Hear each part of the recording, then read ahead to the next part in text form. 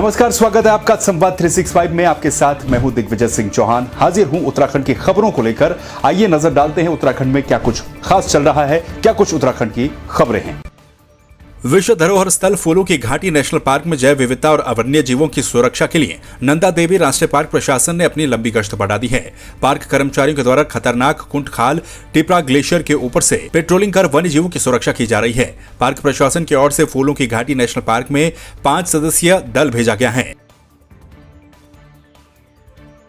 मौसम की भविष्यवाणी सच साबित हुई। बागेश्वर जिले में सुबह से लेकर दिन भर तक बारिश का सिलसिला जारी रहा। तेज बरसात के चलते जिले में 1 दर्जन से अधिक सड़कें बाधित हुई, जिसमें कपकोट ब्लॉक के सबसे अधिक ग्रामीण लिंक मोटर मार्ग जगह जगह पर मलबा आने से बंद हुए हैं। लोक निर्माण विभाग फिलहाल बंद सड़कों को खुलवाने में जुटा हुआ है। काशीपुर में ट्रेंचिंग ग्राउंड की भूमि को लेकर विवादों में घिरी काशीपुर नगर निगम की मेयर अब भले ही सफाई देकर पूरे मामले से पल्ला झाड़ रही हों, मेयर उषा चौधरी ने आम आदमी पार्टी के द्वारा लगाए गए आरोपों को सिरे से खारिज किया। वहीं खुली चुनौती देकर जांच की बात भी कही। वहीं आम आदमी पार्टी के नेता दीपक पाली का कहना है कि अगर मेयर का इस मामले से कोई मतलब नहीं है तो वो शासन को जांच के लिए पत्र लिखें। देखिए, मैं आपके समक्ष बताना चाहूँगी कि ये प्रकरण अब का नहीं है। ये प्रकरण तकरीबन 2 वर्ष से भी अधिक का प्रकरण है। ये उस समय का प्रकरण है जब 20 वार्ड से 40 वार्ड यहाँ पर बने और 20 वार्डों के बाद जब 40 वार्डों का कूड़ा उसी ट्रेंचिंग ग्राउंड में, जो कि पूर्व से 8-9 साल से भरा जा रहा था, उसी में आया था, तो कहीं ना कहीं 40 टन से बहुत ज़्यादा जब कूड़ा आ जाता है तो परेशानी होती है। उस टाइम हमारे समक्ष एक प्रस्ताव आया कि हम कूड़ा आपका ले जाना चाहते हैं और हम अपने जो हमारी जगह है वहाँ पर डालना चाहते हैं, क्योंकि हमें भी परेशानी थी, हमारे पास कोई उपाय नहीं हो रहा था। तो वो पूरा पत्र में अपने क्योंकि मैं पार्षदों से अगर कोई काम करूँगी, क्योंकि ये मेरा परिवार है, उनके समक्ष जरूर हर बात को लाऊंगी। आरोपों से बचने का तरीका है। रही बात जांच की, तो हम तो जांच की लगातार मांग कर रहे हैं। आम आदमी पार्टी जांच की मांग कर रही है। अगर वो उस पार्टी से मेयर हैं जिस पार्टी की सरकार है, तो बहुत अच्छा होगा कि वो भी एक चिट्ठी बनाकर भेजें सरकार को कि इस प्रकरण की जांच कराई जाए। स्वागत करूंगा इसका मैं उनसे। जरूरत पड़ने पर क्या मतलब है? मैंने आरोप कल लगाए, अब 24 घंटे बीत चुके हैं। अब इसमें जरूरत पड़ने नहीं पड़ने का सवाल ही नहीं है। अगर वो आरोप गलत हैं तो मानहानि का मुकदमा करें, तो फिर किसी को जांच कराने की आवश्यकता ही नहीं पड़ेगी। जब मानहानि के मुकदमे की जांच होगी तो उसी में ये जांच आ जाएगी। क्या वो इसलिए बच रही हैं इस मुकदमे से? वो जांच कराने की इच्छुक है तो एक चिट्ठी सरकार को वो लिख दें कि इस प्रकरण की जांच होनी चाहिए। बाजपुर में आम आदमी पार्टी के कार्यकर्ताओं ने भगत सिंह चौक पर मुख्यमंत्री तीरथ सिंह रावत के 100 दिन के कार्यकाल पूरा होने पर प्रदर्शन किया। इस दौरान उन्होंने केंद्र सरकार से उत्तराखंड में राष्ट्रपति शासन लगाते हुए पुनः चुनाव करवाए जाने की मांग की। आम आदमी पार्टी के कार्यकर्ताओं ने जिला संगठन मंत्री दीनदयाल सिंह के नेतृत्व में एकत्रित होकर प्रदर्शन किया। नए मुख्यमंत्री के 100 दिन पूरे होने के बाद जब आम आदमी पार्टी और बाकी जनता ने इनके कार्यकाल को देखा, तो आज आम आदमी पार्टी कार्यकर्ता पूरे उत्तराखंड के हर विधानसभा में प्रदर्शन कर रहे हैं और इनके द्वारा किए हुए कार्य, बल्कि कार्य नहीं मैं कहूँगा कारनामे की पोल खोल रहे हैं। जब ये नए मुख्यमंत्री बने थे तो बीजेपी के और भी लोगों ने कहा था कि पुराने मुख्यमंत्री थोड़े से कमज़ोर थे, अब हम मजबूत मुख्यमंत्री लेके आए हैं। लेकिन जब 100 दिन हम देखा तो इन्हें किया गया, पहले जो भ्रष्टाचार था, पहले जो बेरोजगारी थी, उसको और कई गुना बढ़ा दिया। यहाँ तक कि कोरोना काल में समय से युवाओं को टीका नहीं मिला, एक समय से कोविड केयर सेंटर नहीं बन पाया। तो पहले था जीरो वर्क सरकार, हमारे जो पहले मुख्यमंत्री वो जीरो वर्क सीएम कहलाते थे, ये जीरो विजन सीएम आए हैं। टिहरी के डोबरा चाटी से लेकर भेलुंता माजब मोटर मार्ग की स्थिति बेहद खराब है। इसके चलते कभी भी कोई बड़ी घटना घट सकती है। लोक निर्माण विभाग की घोर लापरवाही को लेकर कांग्रेस नेता शक्ति प्रसाद जोशी ने लोक निर्माण विभाग को घेरते हुए कहा कि सड़क के किनारे कहीं पर भी नालियां नहीं है, जिससे कि पानी सड़कों पर बहता रहता है, जिससे कोई भी हादसा हो सकता है। और भेलुंता और माजब तक की जो सड़क है उस पर इतनी गंभीर स्थिति है कि कभी भी कोई दुर्घटना हो सकती है। प्रशासन तब जागता है जब कोई घटना हो जाती है। निरंतर हमने प्रयास किया इस बात को पहले भी उठाने का, पर लोक निर्माण विभाग आंख मूंद के बैठा है और मैं यहाँ के जितने भी जनप्रतिनिधि हैं उनसे भी निवेदन करना चाहता हूँ कि इस सड़क को तुरंत इसका हॉट मिक्सिंग डामरीकरण किया जाए। और हम देख रहे हैं कि आज स्थिति इस रोड की बहुत ख़राब है और ठीक इसी के नीचे झील है और ज़रा सी लापरवाही अगर हो गई तो सीधी गाड़ियाँ झील में समा जाएगी। चारधाम यात्रा का पुराना पैदल मार्ग अब पूरी तरह से उपेक्षित है। जिस दौर में मोटर मार्ग नहीं होते थे तब यमुनोत्री, गंगोत्री, बूढ़ा केदार, पमाली काटा होते हुए त्रिजुगी नारायण और गौरीकुंड तक केदारनाथ यात्रा की जाती थी। अब ये मार्ग पूरी तरह से सुनसान है, लेकिन पैदल यात्रा के शौकीन लोग आज भी इस मार्ग से यात्रा करते हैं। प्राकृतिक सौंदर्य से भरपूर ये इलाका पर्यटन की दृष्टि से बेहद महत्वपूर्ण है। अब ये मैंने बहुत ट्रैक किए हुए हैं, उत्तरकाशी से लेके और हमारे जितने भी अगल बगल जितने भी ट्रैक पड़ते हैं सारे किए हुए हैं, बट इससे मतलब ब्यूटीफुल जगह देखी नहीं लाइफ में।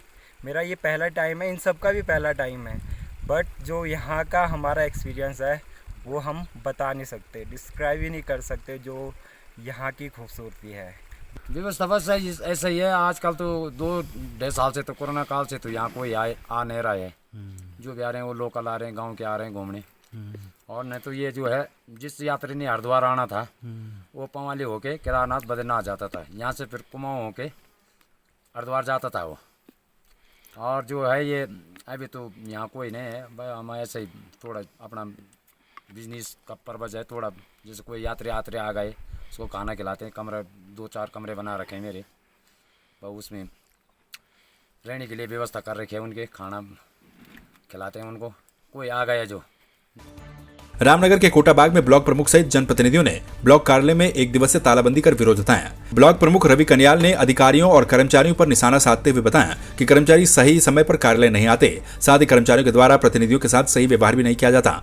उन्होंने आरोप लगाते हुए कहा कि कुछ कर्मचारियों के द्वारा ब्लॉक में अनियमितताओं को अंजाम दिया जा रहा है। हमारी मांग मुख्य तरह से यह है, हम जिलाधिकारी महोदय से हम निवेदन करते हैं।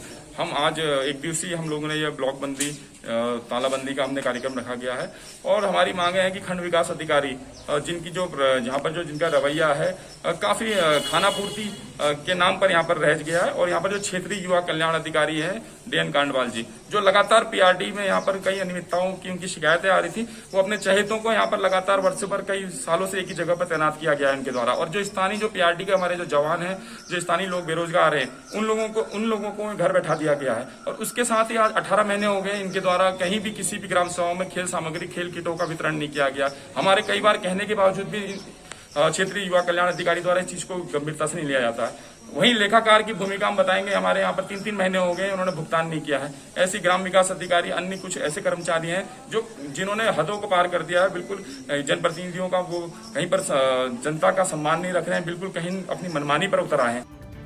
रामनगर में PPP मोड पर गए रामदत्त संयुक्त चिकित्सालय में गुरुवार को बड़ी हैरान कर देने वाला मामला सामने आया। ड्राइविंग लाइसेंस बनवाने वाले लोगों की आंखों का मेडिकल बिना आंखों के डॉक्टर के ही बनाया जा रहा है। बीते रोज भी 9 मेडिकल बनाए गए हैं जो कि बिना आंखों के डॉक्टर के ही बनाए गए हैं। देखिए, आँखों का जो जांच होती है स्नेलन चार्ट से उसकी जांच करी जाती है कि आई साइट ठीक है कि नहीं है। ये विषय संज्ञान में आया था, तो इन्होंने सर्विस प्रोवाइडर ने अवगत कराया कि डॉक्टर साहब अभी छुट्टी पे हैं, तो उनकी जगह पे जो मेडिकल ऑफिसर है वो जो है कि आँखों की जांच करके और आप आई साइट कितनी है उस हिसाब से मेडिकल वो आगे प्रेषित करते हैं। देखिए, स्नेलन चार्ट जो होता है वो तो MBBS डॉक्टर भी कर लेता है। हाँ, अगर कोई आँखों में स्पेसिफिक कोई डिजीज़ है, कोई प्रॉब्लम है, तो उसके लिए फिर स्पेशलिस्ट का ज़रूरत पड़ता है। कुंभ मेला 2021 के दौरान कोविड-19 की जांच में हुई धांधली के मामले में जिलाधिकारी C रविशंकर ने टेस्ट करवाने वाली संस्था के खिलाफ मुकदमा दर्ज करने के आदेश दिए हैं, जिसके बाद मुख्य चिकित्सा अधिकारी के निर्देश पर अपर मुख्य चिकित्सा अधिकारी ने कोतवाली में कोरोना जांच करने वाली लैब के खिलाफ मुकदमा दर्ज करवाया। मैं तो रिपोर्ट तो एक्चुअली सीमो साहब ने दर्ज कराई है, मुझे तो काफ़ी दीजिए, मैं यहाँ लेके आया हूँ, करा दिया। कुंभ मेला में जो टेस्टिंग हुई थी आजकल पेपर में ज़्यादा छाया हुआ है, उसी से संबंधित था ये। देखो, जांच में जो भी निर्णय आएगा। CMO हरिद्वार द्वारा अभी एक तहरीर दी गई है जो CMO हरिद्वार महोदय द्वारा यहाँ भेजी गई है, जिसमें कुछ प्राइवेट लैब संचालकों के विरुद्ध कतिपय आरोप लगाए गए हैं और बताया गया है इनके द्वारा कोई फर्जी RT-PCR रिपोर्ट तैयार की गई है। जो भी इसमें अपराध पाया जाता है उसके अंतर्गत इसमें अभियोग पंजीकरण की कार्रवाई चल रही है। धर्मनगरी हरिद्वार के कनखल थाना क्षेत्र में बीती 21 मई को घर में घुसकर वृद्धा की मौत के मामले में पुलिस ने खुलासा किया है। पुलिस के अनुसार 4 बदमाशों ने लूटपाट के इरादे से घर में घुसकर वृद्ध महिला की हत्या कर दी और सामान को लूटकर फरार हो गए। थाना कनखल में घटना का खुलासा करते हुए एसपी सिटी कमलेश उपाध्याय ने बताया कि मुखबिर की सूचना पर पुलिस ने 3 लोगों को यहां से गिरफ्तार कर लिया है, जबकि लक्सर निवासी आरोपी मीनू अभी भी पुलिस की गिरफ्त से फरार है। की रात्रि की घटना है जो कनखल थाना क्षेत्र में हुई थी और इसमें 21 तारीख को हमारे वहाँ इसमें मुकदमा दर्ज हुआ था 394 और 302 आईपीसी में। इसी में इसमें तब एसएसपी सर के द्वारा इसमें तत्काल ही 6 टीम्स का गठन किया गया था और इसमें पूरी कार्रवाई चल रही थी। चूँकि एक वृद्ध महिला की इसमें मृत्यु हुई थी तो इसमें CIU भी हमारी लगी हुई थी और सारी टीम्स भी काम कर रही थी, जिसमें काफ़ी अच्छा काम हुआ। इसमें CCTV वगैरह और सारी लोकेशंस वेरिफिकेशन किया गया। पूर्व में जो भी आए हैं, जितने भी लोग आए थे हत्या में या फिर और अपराधी आए थे, उन सभी का वेरिफिकेशन वगैरह इसमें किया गया। इसमें कल थाना कनखल को इसमें सफलता मिली है। इसमें हमने 3 अभियुक्तों को इसमें गिरफ्तार किया है और इसमें से एक अभी फरार है। कोटद्वार में नदियों से अवैध खनन जोरों पर है, जिसे रोकने में प्रशासन भी फेल होता हुआ नजर आ रहा है। अवैध खनन को देखते हुए प्रशासन भी नदियों में निरीक्षण कर रहा है। ट्रेनिंग के अंतर्गत जो चैनलाइजेशन की प्रक्रिया है, इसका निगरानी रखने का जो मुख्य दायित्व दिया गया वो सिंचाई विभाग और खनन विभाग को, जो भूतत्व खननीकरण इकाई है, उसको दिया गया है और उसके कार्मिकों की विधिवत ड्यूटी भी लगाई गई है और उनकी जिम्मेदारी भी बनती है कि उसको लगातार चेक करें। इसके अलावा फिर भी कोई अवैध रूप से RBM का परिवहन करता हुआ वाहन, अभी आपने देखा कि कुछ दिन पहले लालघाटी क्षेत्र में एक लोडर 2 डंपर पकड़े गए थे, उनको सीज भी किया गया। इसके अलावा कल भी कार्रवाई हुई, इसमें 5 डंपर सीज किए गए हैं। तो इस तरह से अगर जहाँ पर अनियमितता पाई जाएगी वहाँ पर कठोर से कठोर कार्रवाई की जाएगी। दोनों पुलों के बीच में यहाँ पे खड़ा हूँ और यहाँ पे जो है पहले भी चैनलाइज का काम सरकार के द्वारा किया गया था और यहाँ पे जो है आप देखेंगे बहुत बड़े बड़े गड्ढे 20-30 फुट से करीब काफ़ी जो है गहरे यहाँ पे पहले भी किए जा चुके हैं और इसकी पहले भी कभी जांच की नहीं गई और जो यहाँ पे अवैध खनन का मामला यहाँ पे प्रकाशित हुआ था, उस मामले की जांच जो है शासन प्रशासन ने अवैध खनन माफियाओं के दबाव में आकर के दबा दी और उस पर अभी तक कोई कार्रवाई नहीं हुई। पिथौरागढ़ में यूथ कांग्रेस के द्वारा जिलाध्यक्ष ऋषेंद्र महर के नेतृत्व में जिलाधिकारी के माध्यम से राष्ट्रपति को ज्ञापन सौंपा गया, जिसमें कुंभ मेले में हुए कोविड टेस्ट घोटाले की CBI जांच की मांग की गई। यूथ कांग्रेस के जिलाध्यक्ष ऋषेंद्र महर के द्वारा राष्ट्रपति के नाम ये ज्ञापन भेजा गया है।